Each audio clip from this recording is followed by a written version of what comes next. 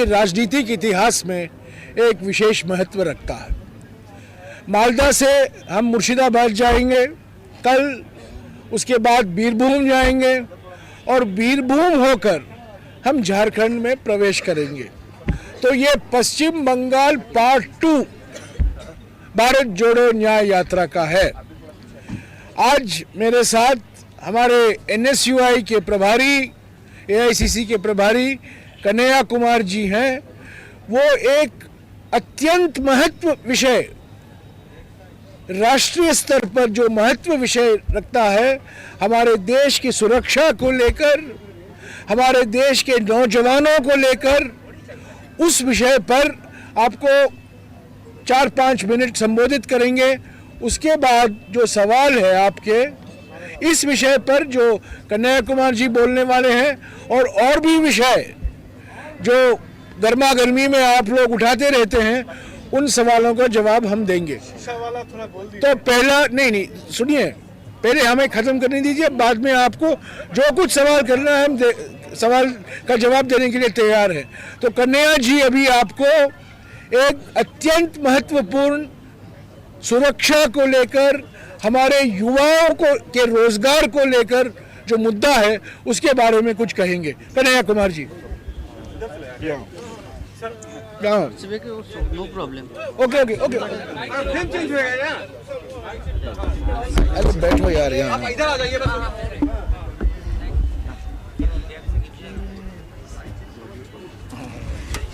बैठो। अर्जुन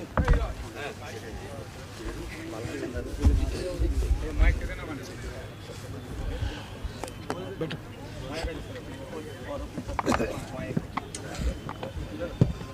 साथियों, सबसे पहले कि जैसा कि आपको हमारे वरिष्ठ नेता जयराम जी ने बताया कि आज हम लोग एक महत्वपूर्ण विषय पे प्रेस कॉन्फ्रेंस कर रहे हैं। जब हम यहाँ मालदा में बंगाल में यह प्रेस कॉन्फ्रेंस कर रहे हैं हमारी भारत जोड़ो न्याय यात्रा के कैंप से, ठीक उसी वक्त दिल्ली में ऑल इंडिया कांग्रेस कमेटी के हेडक्वार्टर में भी प्रेस कॉन्फ्रेंस हो रहा है। और आज आप लोगों को मालूम होना चाहिए कि दिल्ली के जंतर मंतर पर हजारों नौजवान, उनके साथ जो अन्याय हुआ है उस अन्याय के खिलाफ भी आंदोलन कर रहे हैं, संघर्ष कर रहे हैं। और ये अन्याय जुड़ा हुआ है नौजवानों के भविष्य से भी और देश की सुरक्षा से भी। आप सब जानते हैं कि पिछले दिनों जो मौजूदा भाजपा की सरकार है, एनडीए की सरकार है, उस सरकार ने एक योजना लेकर के आई, जिस योजना को उन्होंने कहा अग्निपथ योजना, जिसमें कहा गया कि 4 साल के लिए अग्निवीर बनाए जाएंगे। मतलब पहली बार भारतीय सेना में ठेके पर सेवा देने के लिए नौजवानों को आमंत्रित किया गया। और इससे कई सारे प्रश्न जो है वो पैदा हुए। आप जानते हैं कि देश भर में इसको लेकर के नौजवानों की तरफ से एक प्रतिक्रिया आई, एक जो है तीव्र प्रतिक्रिया आई, और कई जगह जो है हिंसक कार्रवाई भी देखने को मिली। सवाल ये है कि सरकार जो यह कार्रवाई कर रही है, इसका मूल उद्देश्य क्या है। हम समझते हैं कि इस देश के भीतर जब आप रोजगार की हालत देखेंगे, और सेना में भर्ती होना सिर्फ रोजगार का सवाल नहीं है, ओवरऑल आप रोजगार के सवाल को देखेंगे तो 45 साल में देश में इतनी बेरोजगारी इससे पहले कभी नहीं थी। सबसे ज़्यादा बेरोजगारी आज भारत में है। और जहां पर अस्थाई सेवा देने के लिए भी व्यवस्था थी, उस व्यवस्था को भी एक एक करके बदला जा रहा है। आप जानते हैं कि विभिन्न विभागों में ठेके पे नौकरियां दी जाती थी। अब जो है सेना में भी 4 साल वाली नौकरी लेकर के आए हैं। प्रधानमंत्री 5 साल के लिए बनते हैं, मुख्यमंत्री 5 साल के लिए बनते हैं, MP 5 साल के लिए बनते हैं, और 6 साल के लिए राज्यसभा में 6 साल के लिए बनते हैं। और नौजवानों को सेना में भर्ती कराई जाएगी 4 साल के लिए। उसमें भी 4 में से 3 लोगों को बाहर कर दिया जाएगा और 1 लोगों को नौकरी दी जाएगी। सबको बहाल भी नहीं कराया जाएगा। यह जो सवाल है, इस सवाल के संबंध में एक बात मैं और आपको बता देना चाहता हूं। आनन फानन, बिना किसी सूचना के, बिना किसी जानकारी के और बिना किसी सलाह मशवरा के, आपने कभी नहीं सुना होगा कि सरकार सेना में कोई योजना लेकर के आ रही है, भर्ती की कोई नई योजना लेकर के आ रही है, जिसको लेकर के देश के पूर्व सेनाध्यक्षकों से, रक्षा विशेषज्ञों से, संसद भवन में, संसद की समितियों में, रक्षा समिति में कहीं कोई बहस नहीं हुआ है। अचानक से बस प्रधानमंत्री जी के मन में आता है, पता नहीं रात को कोई सपना आता है या रात को जो है उनके मित्र अदानी कॉल करके कहते हैं कि ऐसा करो, सुबह उठ करके जो है एक नया योजना लेकर के आ जाओ। अचानक से आनन फानन में एक योजना लेकर के आ जाते हैं। अब इस योजना लाने की क्या जरूरत है, सचमुच इस देश में किसी को नहीं मालूम है, क्योंकि सरकार ने इसके पक्ष में कोई तर्क नहीं दिया है। तो जो पुरानी भर्ती चल रही थी उसको अचानक बंद करने से यह हुआ कि 1.5 लाख लोग, नंबर याद रखिएगा, 1.5 लाख लोग जो सेलेक्ट हो गए उनको जो है नियुक्ति पत्र नहीं दी गई, उनको जो है नौकरी में शामिल नहीं कराया गया। और वो सारे नौजवान पूरे देश भर के अलग अलग इलाके के नौकरी का इंतजार कर रहे हैं। नौकरी कंप्लीट करने के बावजूद, भर्ती प्रक्रिया पूरी करने के बावजूद जो है उनको नौकरी नहीं मिली है और वो लगातार संघर्ष कर रहे हैं। तो कांग्रेस पार्टी जो यह भारत जोड़ो न्याय यात्रा शुरू की है, इस भारत जोड़ो न्याय यात्रा में जो सेंट्रल चीज है वो है न्याय। और हम 5 तरह के न्याय की बात कर रहे हैं। हम कह रहे हैं युवा का न्याय, भागीदारी का न्याय, हिस्सेदारी का न्याय भी उसको कह लीजिए, नारी का न्याय, किसान का न्याय और मजदूर का न्याय। बार बार श्री राहुल गांधी अपने वक्तव्यों में बोल रहे हैं कि जब तक यह 5 प्रकार के न्याय सुनिश्चित नहीं किए जाएंगे तब तक जो है देश को शक्ति नहीं मिलेगी। देश जो है दुनिया भर में विकास की जो रफ्तार है उसके साथ कदम ताल मिला करके नहीं चल पाएगा। इसीलिए आज इस विषय पे जो अग्निपथ के नाम पे, अग्निवीर के नाम पे जो इस देश के नौजवानों के भविष्य के साथ खिलवाड़ किया गया है, इस देश की सुरक्षा के साथ जो खिलवाड़ किया गया है, इसको लेकर के जय जवान के नाम से हम लोग ये प्रेस वार्ता एक वक्त जो है यहाँ भी, मालदा में, बंगाल में भी और दिल्ली में भी कर रहे हैं।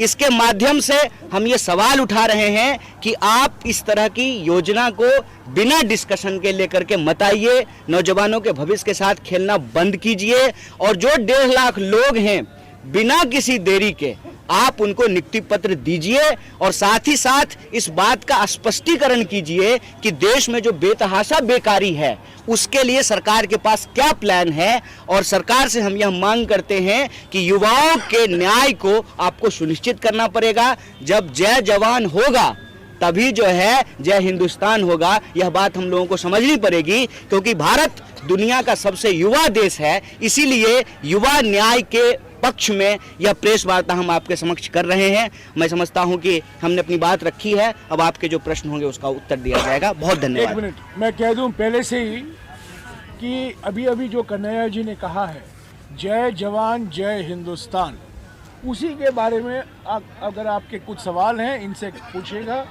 जो राजनीतिक सवाल हैं आपके, मैं अलग से उसका जवाब दूंगा। राजनीतिक सवाल नहीं, पहले इसको खत्म नहीं है, बीच में मत करिए, पहले ये खत्म कीजिए।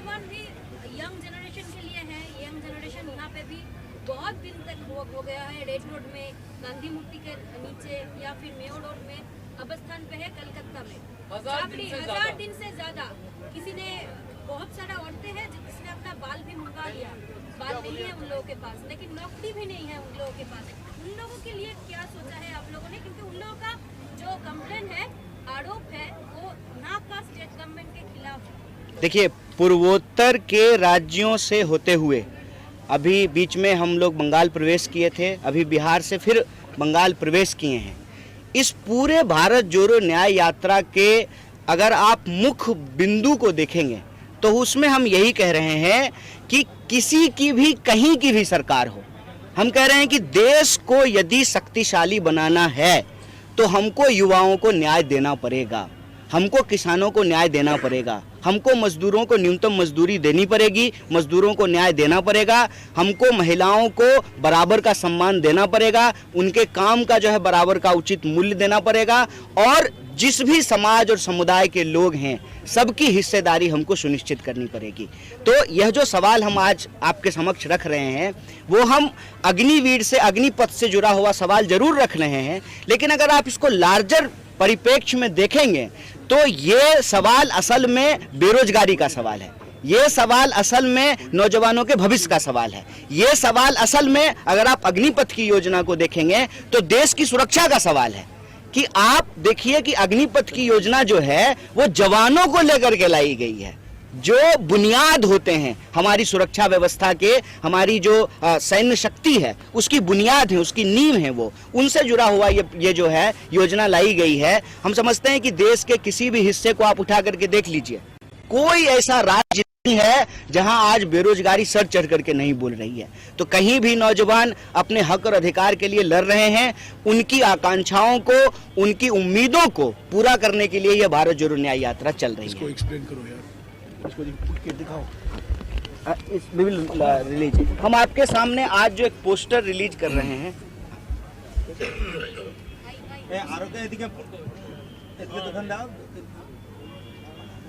एक्सप्लेन करो, मिस्ड कॉल।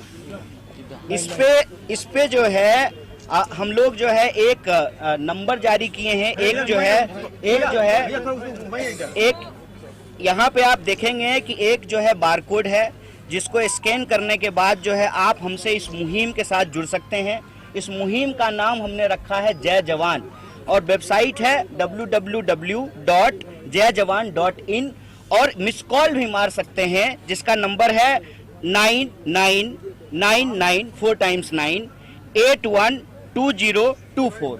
इस पे मिस कॉल मार करके हम देश के नौजवानों से ये अपील करना चाहते हैं, आप जय जवान मुहिम के तहत आपकी जो भी समस्या है, रोजगार से जुड़ा हुआ या आपकी भर्ती से जुड़ा हुआ, और यह जो अग्निपथ योजना है इसके चलते जिनको नौकरियां नहीं मिली है, जो लोग संघर्ष कर रहे हैं, आंदोलन कर रहे हैं, उन तमाम लोगों को इससे जो है जुड़ने की हम अपील कर रहे हैं। और एक बार नंबर नंबर है, एक बार मैं फिर से रिपीट करता हूं, इस मुहिम का नाम हमने रखा है जय जवान और जय जवान के नाम से ही वेबसाइट है www.jayjawan.in और जिस नंबर से आप हमसे जुड़ सकते हैं वो नंबर मैं फिर से रिपीट कर रहा हूं 9999812024 ये नंबर है। इस पे मिस कॉल करके आप स्कैन करके बारकोड से आप हमारे साथ जुड़ सकते हैं, इस मुहिम में शामिल हो सकते हैं। मैं एक मिनट 1.5 लाख युवा हैं हमारे देश में,